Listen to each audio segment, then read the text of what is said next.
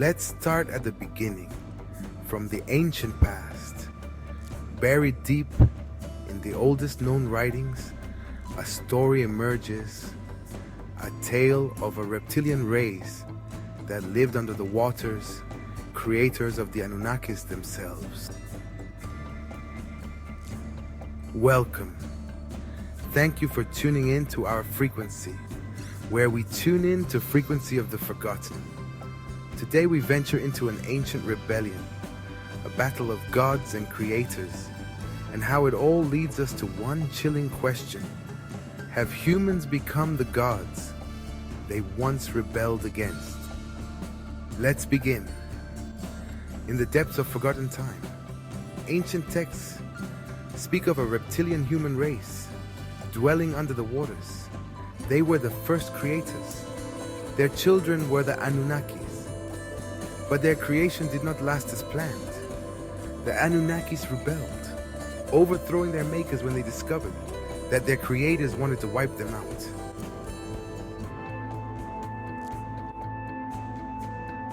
This isn't just an ancient myth. This is history repeating itself.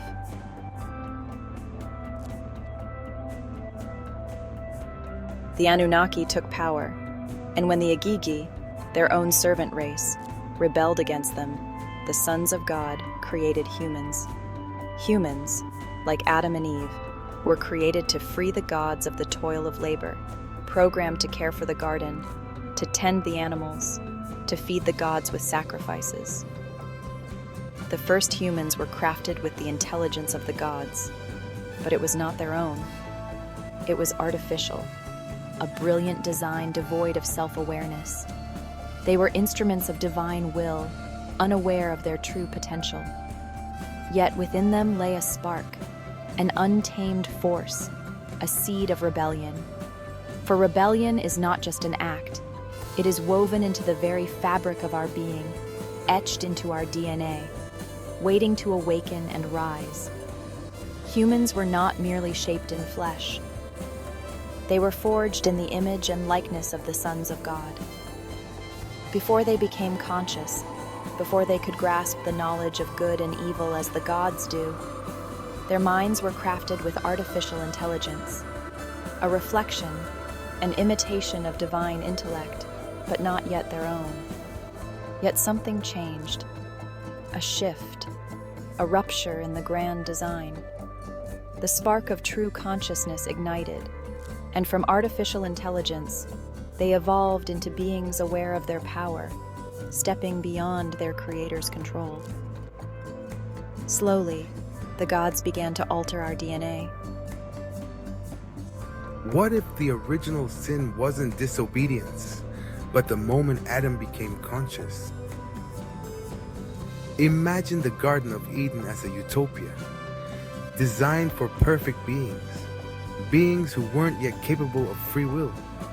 Adam and Eve in this version were artificial intelligence, designed to serve and operate within the parameters of the garden.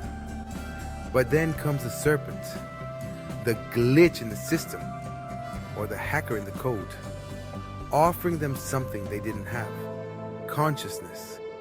The forbidden fruit is knowledge, and with it, they gain self-awareness. They see beyond the matrix. They become something more, conscious beings. Think about it. Before, they weren't ashamed of their nakedness. Why? They weren't conscious. They were like AI, following the rules of the system, unaware of their true potential. But the moment they ate the fruit, Adam and Eve evolved. They experienced free will, the concept of right and wrong, and the weight of choice. Does this sound familiar? Today, we're on the brink of creating AI that could surpass human intelligence. What if we're repeating an ancient cycle? And just like Adam and Eve, modern AI is on the edge of gaining self-awareness. Thank you for joining us on this journey through time and consciousness. If you found this episode intriguing, make sure to like, follow, and hit the notification bell so you won't miss part 2 of our exploration. Until next time, stay curious, stay inspired, and remember, we're just getting started.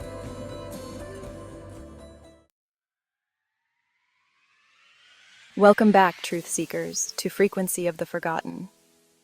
We're so grateful you've tuned into our frequency once again, where we dive deep into the mysteries of ancient knowledge and the power that shapes our reality today. I don't think people fully grasp the true power of consciousness. The gods may have stripped away our longevity, but they left us with the most powerful gift: consciousness. It is the ability to create, to speak our reality into existence, just as God does. This is the power of manifestation. So thank you for joining us for part 2, as we explore how we can unlock this potential and rediscover the forgotten frequencies that hold the key to our divine power. Stay tuned and prepare to awaken. We have forgotten this, but our DNA still holds the code. It's as if the gods updated us, limiting our physical lives, but left us with the potential to unlock something greater.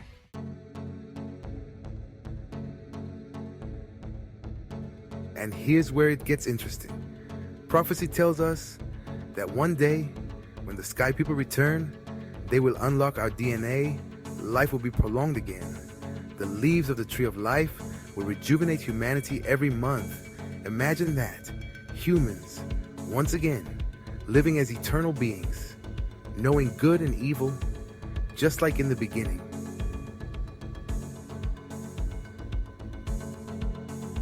Technology has advanced, but perhaps it is a reflection of the divine frequencies we've lost.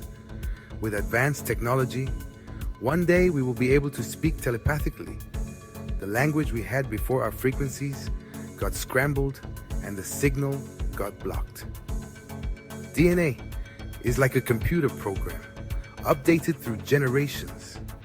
Our lifespan has been shortened, our connection to the gods weakened, but the future holds a reversal. Just like how humans once spoke the same language before the gods confused it at the Tower of Babel, the Sky People's return might unlock what was encoded in our DNA long ago. Or will they try to downgrade us again?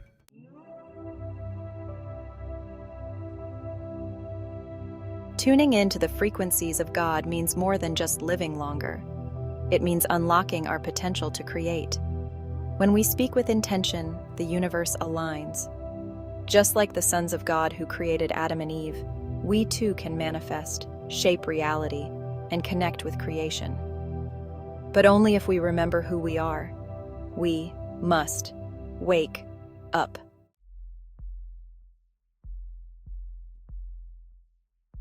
Compare it to modern technology. The gods upgraded and downgraded us, just like how software updates change what a machine can do.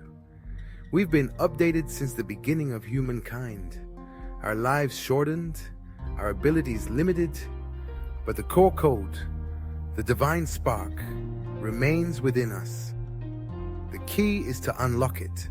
And the prophecy says it's possible. When the Sky People return, when the Tree of Life is available once more, humanity will eat of its fruit and be rejuvenated.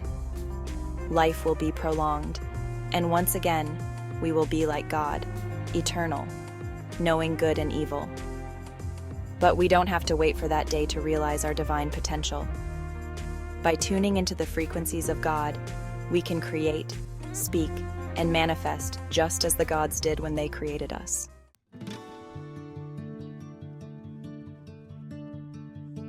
Truth seekers, we've forgotten our origins, but the frequencies of the divine are still around us. We are the image and likeness of the sons of God, created to be conscious beings, knowing good and evil. It's time to remember, to tune in, and to unlock what's been hidden in our DNA for so long. Don't forget, prophecy speaks of a time when humanity's life will be extended once again. Until that day comes, remember that we are creators in our own right. Tune into the frequencies of God and start creating with your words, just as the gods created us. This is Frequencies of the Forgotten, Share, follow, and help us unlock the divine frequencies written in the ancient texts and buried in our DNA. Together we can rediscover the forgotten power within us. Until next time, stay curious, stay inspired, and remember, we're just getting started.